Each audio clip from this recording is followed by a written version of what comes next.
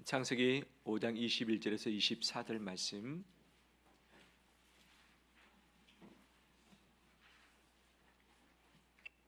한 절씩 교독하겠습니다.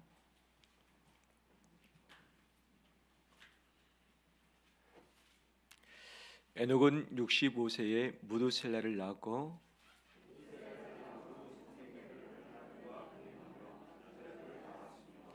그는 365세를 살았더라.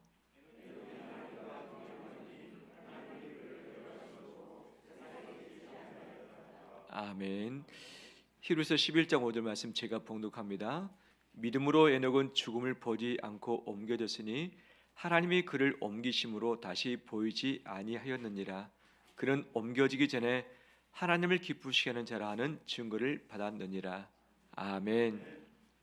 주의 이름을 축복합니다. 아멘. 우리 분들 다시 인사 나눌까요? 축복합니다. 잘 오셨습니다.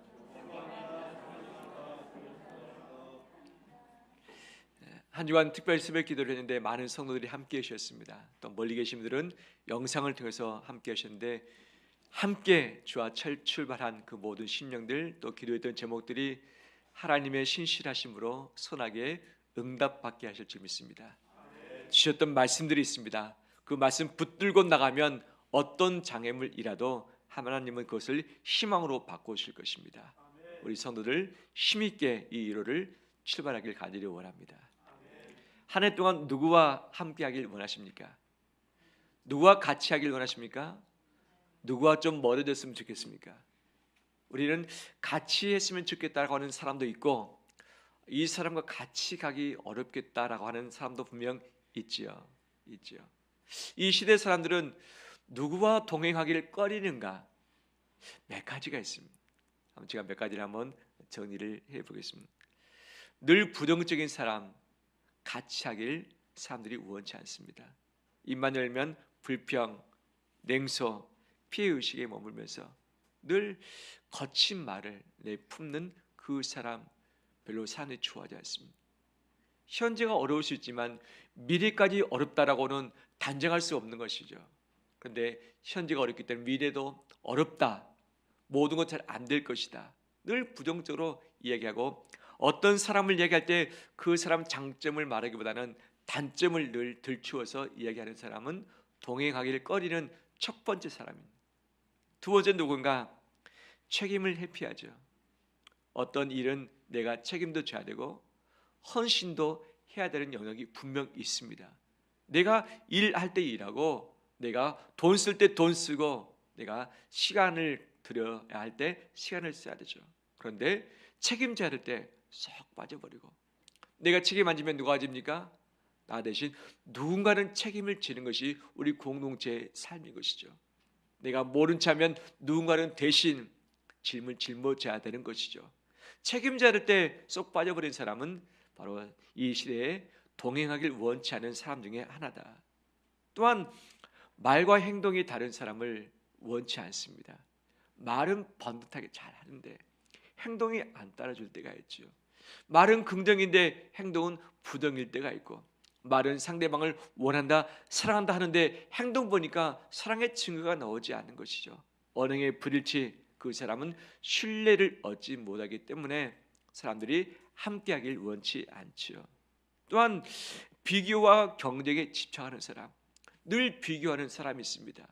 남과 비교하는 것이죠. 외모를 비교하고 재산을 비교하고 거두지를 비교하고 이력을 비교하고 학력을 비교하고 능력을 비교하고 자식을 비교하고 이 월급을 비교하면서 늘 살아가는 사람이 있죠. 그러면서 경쟁하죠. 선의 경쟁은 우리의 발전을 꾀하기 때문에 긍정이라 할 수 있겠지만 늘 비교함으로 어떤 마음이 드는가? 비교의 결과는 딱 두 가지입니다. 하나는 자괴감, 또 하나는 우월감이군. 자괴감이 들면 나는 왜 이 모양인가? 남들은 다 잘 사는 것 같은데 왜 나는 이 꼴인가? 라고 하는 생각. 또한 이 교만함도 있죠.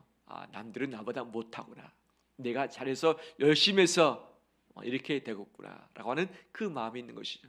동행하다 보면 동행하는 사람과도 비교하고 경쟁하려고 하는 습성이 분명 나타나죠. 늘 비교할 때 옆에 있으면 힘듭니다. 그래서 같이 하길 원치 않죠. 또한 공감 능력이 떨어지는 사람과 같이 하기를 원치 않습니다. 정말 나는 힘들고 지친데 옆에서 마음이라도 같이 들어주고 그 말을 들어주는 것이 필요한데 들어주지 않습니다. 마음을 어루만져 주지 않습니다. 나는 정말 잘해서 칭찬하고 싶고 나는 자랑하고 싶어서 막 말하는데 옆에서 박수 쳐주지도 않고 도리어 배아파하면서 쉬게 하는 사람, 같이 하길 원치 않는 거죠. 또한 늘 가르치려고만 하는 사람이 안 좋아합니다. 늘 가르치는 사람, 꼭 지적하는 사람, 자기가 옳다고 하는 사람, 자기가 많이 안다고 하는 사람, 자기가 앞섰다고 하는 사람, 상대방도 다 알 건 알죠. 근데 나만 알고 있는 것처럼 상대방을 코치하고 가르치고 인도하려 하고 내가 말한 대로 상대방을 바꾸려 하는 그 사람, 결국 같이 하기 쉽지 않은 사람으로 전락을 하게 되어지는 것이죠. 또한 경계를 침범하는 사람은 안 좋아합니다. 사람에게는 선이 다 있어요. 부부관계에 선이 있고 부모 자식 간에 선이 있고 교인들 간에도 선이 있고 그리고 이웃 간에도 선이 있죠. 넘어야 선을 넘지 않는 것이 상대방에 대한 배려이고 존중인데 이 선을 예고 없이 불쑥불쑥 넘어 들어서는 사람 원치 않습니다. 지킬 것은 지켜야 되는 것이죠. 내 가족이니까, 내 자식이니까, 내 남편, 내 아내이니까 그냥 한 번도 해도 된다? 아니죠. 지켜야 할 선들이 분명히 있고 해야 할 말이 있고 꼭 하지 말아야 할 말도 있어요. 꼭 하지 말아야 될 말. 이것은 나만 할 수 있어? 바로 나니까 이 말을 하는 거야 하면서 쓴소리하는 사람 있죠. 그런데 하지 말아야 할 선이 있고 표현하지 말아야 할 부분이 분명 있는데 이 선을 넘어버릴 때에 사람들은 주변에 있지 않고 떠나버리게 되는 것이죠. 또한 변화 의지 없는 사람, 서로 성숙하고 발전되면서 나를 훈련시키면서 좋은 방향으로 가야 할 텐데 의지도 없습니다. 게으릅니다. 목표도 없습니다. 방향도 없습니다. 된 대로 삽니다. 누가 힘들어집니까? 옆에 있는 사람이 힘들어지죠. 이 사람을 붙들고 가야 되기 때문에 힘들죠. 이런 사람과 같이 하기를 원치 않습니다. 또한 지나치게 계산적인 사람, 모든 것을 이 이익과 손해를 가지고 다 따지는 거죠. 그 사람과 나가 함께하면 이익이 될 것인가? 같이 하면. 이 사람과 함께 있으면 손해 볼 것인가? 멀리합니다. 이 돈을 쓰면 이익이 될 것인가? 돈을 씁니다. 이 돈을 쓰더라도 이익이 안 되면 돈을 안 써버립니다. 시간 역시 마찬가지죠. 그런데 인생이 이 손해와 이익 가지고 모든 것을 판가름할 수는 없습니다. 사랑하면 내가 손해 볼 수 있고 말씀이라면 내가 희생할 수 있는 부분이 있고 내가 베풀었으면 안 돌아올 수도 있습니다. 우리나라의 애경사는 늘 베풀면 다시 오는 것이 있잖아요. 인사했으면 인사 받는 것이 마땅한 부분인데 인사를 했음에도 불구하고 인사를 안 하면 나중에는 인사를 하지 않는 것이죠. 그런데 때로는 살다 보면 계산을 떠나서 내가 해야 할 본분을 하면서 내가 무조건적으로 사랑해주고 헌신해주고 챙겨줘야 할 때가 분명히 있는 것이죠. 너무 계산적인 사람은 동행하기를 원치 않는다. 마지막, 자신의 상처를 다른 사람 탓하는 사람을 동행하길 원치 않습니다. 살다 보면 상처받을 수 있고 마음이 힘들어질 수 있습니다. 그런데 그 탓이 누구 탓입니까? 분명히 내 책임도 있는데 다 남의 탓, 너 탓이라고 이야기하고 남편 탓, 아내 탓, 자식 탓, 부모 탓, 형제 탓, 교회 탓, 분명히 내 책임에 분량이 있는데 모든 것을 남의 탓하는 사람, 이 사람은 동행하기를 꺼리는 사람이죠. 2026년도에 이런 사람들 내 주변에 없길 원합니다. 없길 원합니다.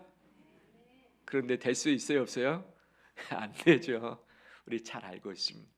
제가 이것을 좀 구체적으로 이야기했는가? 내가 이런 사람을 만나지 말자라는 것보다는 혹시 내가 이런 사람이지는 않는가? 혹시 내가 동행하기를 꺼리는 사람이 아닌가 살펴보면서 이것들을 보완해 갈 때에 내 옆에 사람들이 생길 것이고 그 길이 정겹고 기쁘고 정말 서로 위로가 되는 동행이 되게 될 줄 믿습니다. 우리가 더 성숙함으로 이 동행의 열매를 맺길 원합니다. 반대로 함께하기를 원하는 사람이 누구인가? 몇 가지가 있죠. 나를 있는 그대로 믿어주는 사람, 무조건적인 수용을 해주고 정서적인 안정을 주는 사람을 함께하길 원하고 신뢰할 수 있는 사람, 말과 행동이 똑같은 사람, 말했으면 행동하는 사람, 이 말과 행동이 다른 사람이 아닌 것이죠. 삶의 방향도 분명하고 가치관을 가지고 자기 철학의 분명한 기준 가지고 살아내는 사람을 같이 하길 원하고 있고, 또 나를 성장하도록 도와주는 사람, 그다음에 나에게 기쁨과 웃음과 위로를 줄 수 있는 그 사람을 함께 하길 간절히 원하는 마음들이 있어요. 올해 2026년도에 이런 사람을 많이 만나길 바라며, 이미 만났던 사람이 이런 사람 되어서 동행의 기쁨이 있길 간절히 원합니다. 반대로 내 자신도 이런 사람이 되어서 나와 함께하는 사람이 감사하고 기뻐할 수 있고 위로 얻을 수 있고 힘을 얻을 수 있는 그런 동행의 열매가 우리 가운데 있길 간절히 소망합니다. 그런데 제가 이야기했던 부정적인 분야, 긍정적인 분야, 이 모든 것을 완벽하게 다 피하고 조건에 충족한 사람이 이 세상에 있는가? 있습니까? 우리 옆에 사람 볼까요? 이 사람이 맞습니까? 부족한 점이 있죠. 그 부족한 점 때문에 우리는 동행을 포기하는 실수를 합니다. 하지만 그것은 위험스러운 것입니다. 동행에 있어서 모든 것을 내 기준에 완벽하게 충족할 수 있는 사람은 이 세상에 존재하지 않습니다. 부족한 점이 있고 때로는 내 마음에 상처가 되지만, 그럼에도 불구하고 동행할 때에 동행하는 그들 가운데 하나님의 은혜가 임하고 하나님의 복이 임합니다. 조건 때문에 동행하는 것이 아니라 조건이 부족한다 할지라도 내가 동행해 줄 때에 하나님의 삶의 방식이 동행이고 공존이기 때문에 그에게 반드시 은혜를 베푸십니다. 그 모임, 그 만남을 주께서 복되게 해주십니다. 이 귀한 동행이 우리 가운데 있기를 바랍니다. 그러면 사람은 온전치 못하는데 어떻게 할 것인가? 바로 변치 않으시고 온전하시고 누구에게든지 평등하신 그 하나님과 동행하는 우리 되기를 바랍니다. 사람은 바뀔 수 있습니다. 사람은 때로는 변질될 수도 있고, 사람은 오래 못 갈 수도 있고, 사람은 아무리 좋아도 평생을 함께한다 할지라도 영원을 함께할 수 없습니다. 하나님만이 변치 않으시고 평생을 함께하시고 영원까지 나를 책임져 주시고 동행하시는 분임을 믿습니다. 2026년도 하나님과 동행하며 승리하는 우리 온 성도 되시길 간절히 소망합니다. 오늘 본문에 에녹이 등장합니다. 에녹. 그가 몇 년을 살았습니까? 365년, 365일이 아니라 365년을 살았던 것이죠. 그가 몇 세 때 무드셀라를 낳았습니까? 65세 때. 무드셀라는 가장 장수한 성경의 인물인 것이죠. 바로 65세 때 낳았고 300년을 하나님과 동행했다. 그리고 그 위에 선배들, 그 밑에 후손들은 다들 오래 살았습니다. 기본적으로 700년, 800년, 900년씩 살았던 것이죠. 그런데 에녹은 365년만 살았던 것이죠. 우리로 봐서는 아주 긴 기간이지만 그때 당시로 봐서는 아직 노아의 홍수가 있지 않는 때이기 때문에 정말 짧은 인생을 할 수 있는 것이죠. 왜 그런가? 하나님이 그를 데려가셨기 때문에 그렇다는 거죠. 왜 데려가셨는가? 그 첫 번째 이유가 하나님과 무엇했다? 동행했다. 에녹이 하나님과 동행한 표본인 것이죠. 죽음을 보지 않고 가장 먼저 하나님께 데려감을 당한 첫 번째 사람이기도 하고 아담의 7대 손이기도 하는 것이죠. 죽음을 보지 않고 하나님께 간 사람이 딱 두 사람이 있습니다. 누구입니까? 에녹과 선지자인 엘리야가 있는 것이죠. 예수님도 죽음을 보시고 나서 부활하시고 나서 바로 하나님께 갔던 분인 것이죠. 이 세상에서 죽었다가 살아난 사람은 많이 있습니다. 요즘에 부활한 사람이 엄청나게 많이 있다고 하죠. 무엇 때문에? 심폐소생술 때문에, 제세의 동기 때문에 죽었다가도 살아난 사람이 많이 있다. 하지만 결국은 모두가 죽는다. 죽음을 보지 않고 하나님께 간 자 에녹은 하나님과 동행했습니다. 동행의 몇 가지의 조건을 제가 지난번에 말씀을 나눴습니다. 방향이 같아야 되고, 속도가 같아야 되고, 온도가 같아야지만 동행할 수 있다. 방향이 다르면 서로 나뉩니다. 속도가 다르면 차이가 납니다. 온도가 다르면 같이 붙어 있기 어렵습니다. 방향과 속도와 온도가 같을 때에 동행이 가능한 것이죠. 하나님은 전지하시고 전능하신 분이시고 우리를 사랑하신 분이기 때문에 바로 우리와 동행하시기로 작정하시고 약속해 주셨습니다. 내가 너를 떠나지 않겠다, 내가 너를 버리지 않겠다, 임마누엘 되시겠다고 약속하신 그 하나님이 예수 그리스도를 우리 가운데 보내주시사 바로 사람과 같이 되시고 동행해 주셨습니다. 그분은 영으로서 우리 안에 내주하고 계십니다. 주님의 약속, 내가 너희를 버리지 않고 떠나지 않겠다. 사람은 버릴 수 있습니다. 사람은 떠날 수 있습니다. 내가 그 장본일 수 있습니다. 하지만 나를 사랑하시고 나를께 약속하신 그 하나님은 나를 버리지 않고 떠나지 않고 영원하도록 동행해 주시는 임마누엘 되십니다. 할렐루야. 그 하나님의 임마누엘을 감사히 여기는 우리 되길 바랍니다. 그분은 약속하셨기 때문에 혹시 내가 게을러지고 혹시 내가 교만해지고 죄를 짓는다 할지라도 결코 나를 버리지 않고 떠나지 않습니다. 나와 동행하시는 그 하나님이 느껴지지 않을 때가 있어요. 나를 버리셨나? 왜 나는 혼자지라고 느껴질 때가 있지만 이것은 나의 느낌이고 감정일 뿐인 것이죠. 하나님은 내 안에 계시면서 영원토록 동행하시며 나를 책임지시고 선한 길로 인도해 가실 것입니다. 올해도 하나님이 마지막 날까지 동행하시며 가장 선한 길로 나를 인도해 가시고 머물 곳을 예비하시고 만날 사람을 미리 예비해 두실 줄 믿습니다. 에녹의 동행, 하나님과 방향을 맞추고 속도를 맞추고 온도를 맞췄던 것이죠. 하나님은 다 맞춰줄 수 있습니다. 하지만 맞춰주지 못할 대상이 딱 하나가 있습니다.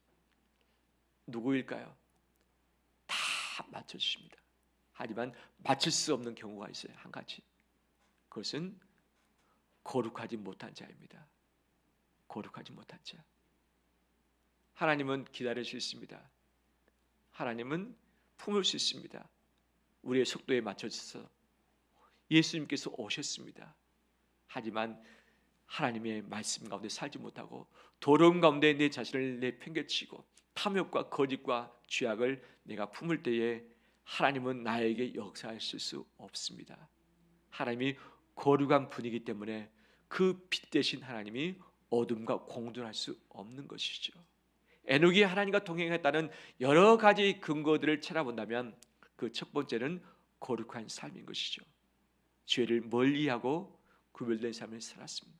하나님이 계시기 때문에 같이 산책하며 같이 거닐며 일어나고 잠잘 때 일할 때에 자식을 키울 때에 하나님과 함께했기 때문에 보시고 계시는 그 하나님을 인해서 에녹이 죄를 짓지 않고 하나님 마음에 합한 자의 삶을 살았던 것이죠. 오래 죄를 가까이 하지 말고 멀리하면서 우리 자신을 구별함으로 깨끗하게 지켜나가는 자 되길 주의 이름으로 축원합니다. 그러면 두 번째, 하나님과 동행의 비결이 무엇인가? 비결이 무엇일까? 히브리서 11장 5절 말씀에 이렇게 말씀하고 있습니다. 제가 읽겠습니다. 믿음으로 에녹은 죽음을 보지 않고 옮겨졌으니 하나님이 그를 옮기심으로 다시 보이지 아니하였느니라. 그는 옮겨지기 전에 하나님을 기쁘시게 하는 자라는 증거를 받았느니라. 아멘. 아멘. 어떻게 에녹이 하나님과 동행했는가? 그 비결이 무엇인가? 그것은 믿음이었습니다. 무엇이요? 믿음. 그 믿음은 무엇인가? 믿음에 여러 가지 많은 부분들이 있습니다. 어떤 사람이 믿음 좋은 사람인가? 예배에 빠지지 않고 정말 예배에 충성하는 사람, 그리고 성경 말씀을 가까이 하면서 애우고 암송하고 읽으면서 공부하는 사람, 큐티하는 사람, 시간을 정해서 기도하며 엎드리는 그 사람이 그 어떤 누구보다도 믿음이 좋은 사람이라 할 수 있고, 예수 그리스도를 전도하면서 증인의 삶을 사는 사람이 믿음 좋은 사람이라 할 수 있는 것이죠. 때로는 기도하면서 응답받고서 하나님을 간증할 수 있는 사람도 믿음이 좋은 사람이라 할 수 있는 것이죠. 그런데 빠뜨리지 말아야 할 것들이 있는 것이죠. 무엇인가? 우리 한국 사람들의 믿음의 중심이 어디에 있는가? 나 중심에 바로 믿음의 근거가 있는 것을 많이 보게 되어지죠. 내가 열심히 했기 때문에 믿음이 좋다. 바로 내가 하나님께 응답받았기 때문에 믿음이 좋은 사람이다. 하지만 이것보다 앞서야 될 한 가지가 있습니다. 그것은 무엇인가? 하나님을 기쁘시게 하는 것이 믿음이라는 사실이죠. 하나님 때문에 내가 기뻐지고 내가 좋아지고 하는 것은 마땅한 결과이지만 혹시 내게 변화가 없을지라도, 내게 응답이 없을지라도 하나님의 기뻐함으로 말미암아서 그를 가까이 하는 것이, 이것이 진정한 믿음인 것이죠. 올 한 해 나의 기쁨을 위해서 하나님을 생각하고 주를 의지하기보다 하나님의 기쁨이 되기 위해서 살아내는 우리 되길 간절히 소망합니다. 그 무엇이 하나님을 기쁘시게 할 수 있는가? 달리 말한다면 어떻게 하면 부모님을 기쁘시게 해드릴 수 있겠는가? 우리 부모님과 자식이 함께 신앙생활하는 것도 참 너무 기쁜 일이죠. 내가 부모님께 어떤 맛있는 것을 해드리면 기뻐하실까? 어떤 좋은 옷을 사드리면 기뻐하실까? 어떤 집에 머물 수 있도록, 어떤 의료적인 혜택을 받을 수 있도록 하게 하면 기쁨을 드릴 수 있을 것인가? 이것이 우리 철든 자녀들의 마음인 것이죠. 하지만 가장 효도하는 자녀는 어떤 사람입니까? 부모에게 용돈도 많이 주고 맛있는 것도 많이 사드리고 옷도 많이 사드리고 하는데 말을 잘 안 들어요. 말을 잘 안 들어요. 제가 하고 싶은 대로 하는 거예요. 부모님이 잘 해드리는데 부모의 말을 잘 안 들어요. 기쁨이 됩니까? 부족하죠. 철든 사람은 부모님이 하고자 원하는 대로 다 행하고 부모의 말을 잘 듣는 사람이 최고의 효자인 줄 믿습니다. 효자, 말을 잘 듣는 것이죠. 그 말이 내게 안 맞을 수 있어요. 그 말이 내 인생 이 시대는 안 맞을 수 있어요. 하지만 부모님 말하기 때문에 그냥 신용이라도 그렇게 행해 보는 것이죠. 그 말을 들어주는 것이죠. 이것이 부모의 마음을 흡족하게 해드릴 것이죠. 우리 역시 하나님을 기쁘시게 하는 데 있어서 하나님의 말씀대로 살아내는 것이 바로 그분을 기쁘시게 하는 삶인 줄 믿습니다. 하나님께서 말씀하신다면 내게 안 맞을 수 있어요.